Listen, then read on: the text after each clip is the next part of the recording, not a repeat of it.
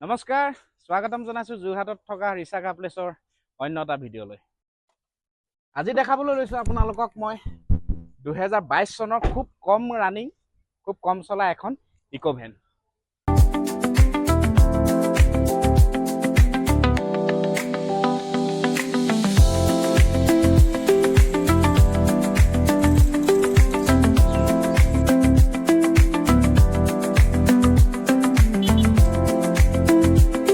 Only run হৈছে 16,000।